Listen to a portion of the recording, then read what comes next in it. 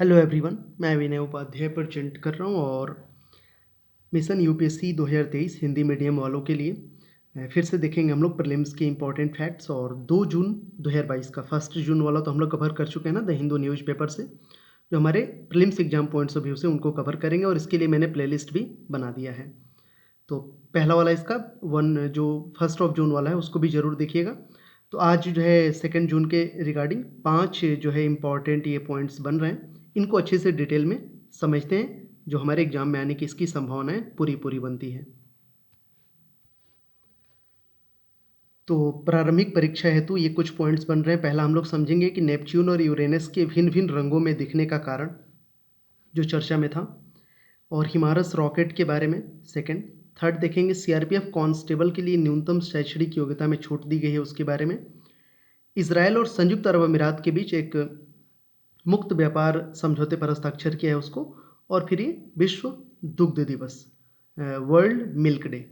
चलिए इन सभी पांचों पॉइंट्स को समझते हैं।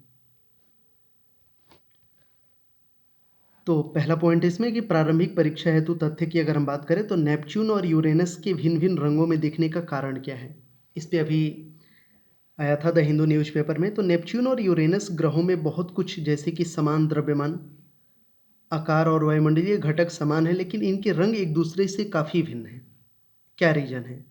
एक ही तरह के द्रव्यमान भी है, एक ही तरह का आकार है, एक ही तरह का वायुमंडलीय घटक है, फिर भी नेपच्यून और यूरेनस का जो अलग है रंग, ये क्यों है, इसका पता चला है। तो जो नेपच्यून है दृश्यमान तरंग दैर्घ्य पर एक गहरा नीले रंग का दिखता है, जबकि यूरेनस विशेष रूप से हल्के नीले रंग का प्रतीत होता है। मतलब नेपच्यून जो है ये गहरा नीला है, डार्क ब्लू बोल सकते हो, और यूरेनस लाइट ब्लू है। तो इसको समझते हैं हम लोग। बेसिकली इसमें हुआ क्या है कि खगोलविदों ने अब इसका स्पष्टीकरण खोज कर लिया है। तो यहाँ से सवाल बनता है, ये आपका ज्योग्राफी से रिलेटेड है ये। इसका कारण यूरेनस के चारों ओर फैले बादलों की मोटाई और नेपच्यून के बादलों की तुलना में अधिक होना बताया गया है। यूरेनस के चारों तरफ बादल हैं वो काफ़ी मोटे हैं, जबकि नेपच्यून की तरफ जो बादल हैं, क्लाउड्स हैं, वो जो है कि तुलना में अधिक, मतलब है नेपच्यून में कम है और यूरेनस की चारों तरफ ज़्यादा है। यूरेनस अपने शिथिल एवं शांत वातावरण के कारण नेपच्यून की तुलना में हल्का प्रतीत होता है। यदि नेपच्यून और यूरेनस के वायुमंडल में कोई धुंध नहीं होती तो उनके वायुमंडल में बिखरी नीली रोशनी की वजह से दोनों ग्रह लगभग समान रूप से नीले दिखाई देते। तो यही रीजन बताया गया कि यूरेनस के चारों ओर फैली बादलों की जो मोटाई है नेपच्यून के बादलों की तुलना में अधिक होना बताया गया है। इसीलिए यूरेनस जो है वो क्या है, डार्क ब्लू है, और नेपच्यून लाइट ब्लू है। तो ये रीजन आप याद रखना। Got it?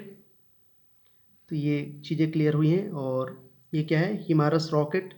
तो संयुक्त राज्य अमेरिका द्वारा युद्धग्रस्त यूक्रेन में M142 high mobility artillery rocket system भेजा जा रहा है। इस रॉकेट सिस्टम को हिमारस यानी high mobility artillery rocket system, इसका पूरा नाम याद रखना, high mobility artillery rocket system भी कहा जाता है। संयुक्त राज्य द्वारा युद्धग्रस्त यूक्रेन में M142 high mobility artillery rocket system भेजा जा रहा है। ठीक है, यही वाला ये रॉकेट अमेरिका यूक्रेन को दे रहा है। हिमारस मध्यम दूरी का रॉकेट सिस्टम है। यह एक हाईटेक व्हील माउंटेड हल्का रॉकेट लॉन्चर है जो इसे युद्ध के मैदान में अधिक चपलता और गतिशीलता प्रदान करता है। तो अमेरिका जो है ये हिमारस रॉकेट किसको दे रहा है? यूक्रेन को दे रहा है। रसिया और यूक्रेन की लड़ाई चल रही है ना, उसका तो नोट्स आपके पास होना ही चाहिए, क्योंकि वो काफ़ी लंबे समय तक चला, तो वहाँ से सवाल आएंगे ही एग्जाम में। इसकी मारक क्षमता कितनी है? तो 80 किलोमीटर है, याद रखना ये हिमारस का। हिमारस क्या है? मध्यम दूरी का एक रॉकेट सिस्टम है। चलो नेक्स्ट समझेंगे हम लोग। सीआरपीएफ कांस्टेबलों की न्यूनतम शैक्षणिक योग्यता में छूट दी गई है। CRPF central reserve police force. तो सरकार ने छत्तीसगढ़ के बीजापुर, दांतेवाड़ा और सुकमा जिलों से होने वाली भर्ती में केंद्रीय रिजर्व पुलिस बल यानी कि सीआरपीएफ में कांस्टेबल की भर्ती के लिए न्यूनतम योग्यता में छूट दी है, ताकि आदिवासी युवाओं को बल में शामिल होने के लिए प्रोत्साहित किया जा सके। कांस्टेबल पद के लिए न्यूनतम शैक्षणिक योग्यता को 10वीं कक्षा पास से कम 8वीं कक्षा पास तक कर दिया। मतलब पहले जो था ये 10th लेवल पे ये फॉर्म आप डाल सकते थे कांस्टेबल वाला, कांस्टेबल पद के लिए सीआरपीएफ में। लेकिन अब इसको कर दिया गया 8th क्लास तक। लेकिन ये किसके लिए स्पेशली किया गया है? छत्तीसगढ़ में जो बीजापुर है, दांतेवाड़ा और सुकमा है, तीनों आपको पता होगा कम्प्लीटली आदिवासी इलाका है और यहाँ बहुत ज़्यादा नक्सली भी होते हैं। तो आदिवासी युवाओं को बल में शामिल होने के लिए प्रोत्साहित करने के लिए क्या किया गया है कि कांस्टेबल पद के लिए जो एक मिनिमम एजुकेशनल क्वालिफिकेशन था 10th लेवल का कांस्टेबल पद के लिए सीआरपीएफ में, उसको 8th क्लास कर दिया गया है। तो ये याद रहेगा पॉइंट ना, यहाँ से इंपॉर्टेंट रहेगा। अब इसकी आवश्यकता क्या है?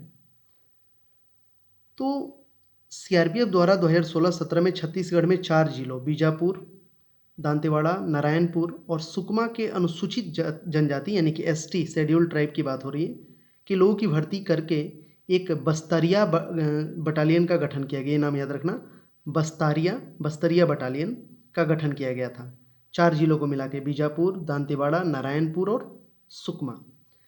हालांकि इस भर्ती प्रक्रिया का सर्वोत्तम परिणाम नहीं मिल सका क्योंकि 10वीं पास की आवश्यकता शैक्षणिक आवश्यकता की कमी के कारण आंतरिक क्षेत्र के मूल युवा प्रतिस्पर्धा करने में असमर्थ है, क्योंकि वहाँ 10th पास बहुत ही कम मिले। तो इसीलिए जो ये प्लान था बस्तरिया बटालियन बनाने का वो बन नहीं पाया था। इसलिए इस बार क्या किया है सरकार ने, क्या बोला है कि 10th नहीं 8वीं पास के जितने भी युवा हैं वो कांस्टेबल पद के लिए अपना फॉर्म डाल सकते हैं। चलो आगे बढ़ेंगे। आगे का जो पॉइंट था इसमें, इजराइल और संयुक्त अरब अमीरात के बीच एक मुक्त व्यापार समझौते पर हस्ताक्षर हुआ है। हाल ही में इजराइल और संयुक्त अरब अमीरात ने एक मुक्त व्यापार समझौते पर हस्ताक्षर किए हैं। यह अपनी तरह का पहला मामला है जब इजराइल ने किसी अरब देश के साथ समझौता किया है। इस समझौते के तहत कारोबार किए गए सभी उत्पादों के 96% पर सीमा शुल्क को समाप्त कर दिया गया है। याद रखना, ये इजराइल और संयुक्त अरब अमीरात के बीच क्या है, वो एक मतलब मुक्त व्यापार समझौता, फ्री ट्रेड डील बोल सकते हो आप इसको। हाल ही में इजराइल और संयुक्त अरब अमीरात ने एक मुक्त व्यापार समझौते पर हस्ताक्षर किए हैं।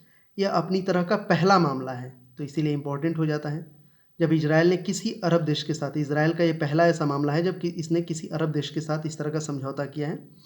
इस समझौते के तहत कारोबार किए गए सभी 96% जो उत्पाद होंगे उन पर सीमा शुल्क को समाप्त कर दिया गया है। तो इम्पोर्टेंट है ये पॉइंट, यहाँ से सवाल बन सकते हैं। संयुक्त अरब अमीरात इजराइल के साथ संबंधों को सामान्य करने वाला पहला खाड़ी देश है और मिस्र और जॉर्डन के बाद ऐसा करने वाला केवल तीसरा अरब देश है। अब आज का जो इम्पोर्टेंट या आखिरी पॉइंट है, विश्व दुग्ध दिवस यानी इंटरनेशनल जो है मतलब वर्ल्ड मिल्क डे। तो प्रतिवर्ष दुनिया भर में 1 जून को विश्व दुग्ध दिवस मनाया जाता है, वर्ल्ड मिल्क डे। विश्व दुग्ध दिवस 2022 का विषय क्या है, थीम क्या है? तो जलवायु परिवर्तन संकट की ओर दुनिया पर ध्यान आकर्षित करना और इस बात पर ध्यान डालना कि डेयरी इंडस्ट्री पृथ्वी पर जलवायु परिवर्तन के प्रभाव को कैसे कम कर सकता है, ये इसका थीम है। इसका उद्देश्य क्या है, तो अगले 30 वर्षों में ग्रीन हाउस गैस उत्सर्जन को कम करके और डेयरी क्षेत्र को टिकाऊ बनाने के लिए अपशिष्ट प्रबंधन में सुधार करके डेयरी नेट जीरो लक्ष्य प्राप्त करना है, ये इसका उद्देश्य है।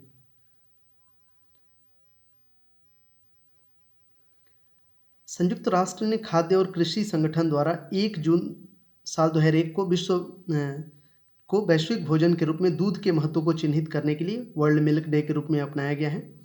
भारत दुनिया का सबसे बड़ा दुग्ध उत्पादक देश है, ये पॉइंट याद रखना, जिसका वैश्विक उत्पादन 22% है। इसके बाद संयुक्त राज्य अमेरिका का दूसरा स्थान है इसमें, और भारत की जो शीर्ष 5 दुग्ध उत्पादक राज्य हैं उसमें यूपी नंबर 1 है, राजस्थान दूसरे पे, एमपी तीसरे पे, गुजरात चौथे पे और आंध्र प्रदेश 5वें पे। तो ये था हम लोगों ने आज कवर किया प्रीलिम्स अपने एग्जाम के लिए, जो 2023 के जितने भी लोग तैयारी कर रहे हैं। 1 जून वाला तो मैंने कवर करा दिया है ना, प्रीलिम्स एग्जाम के लिए जो भी इंपॉर्टेंट पॉइंट्स हैं ये आप याद रखना। 2 जून के लिए एक होमवर्क क्वेश्चन आप लोगों से, अभी तो वर्ल्ड मिल्क डे पता चल गया कि हर साल 1 जून को मनाया जाता है, ठीक है। आप हमें बताना कि नेशनल मिल्क डे यानी कि हमारे देश का जो मिल्क डे है, नेशनल मिल्क डे, वो कब मनाया जाता है, इसका आंसर कमेंट सेक्शन में करना। Thanks for watching this video, मिलते हैं अगले वीडियो में।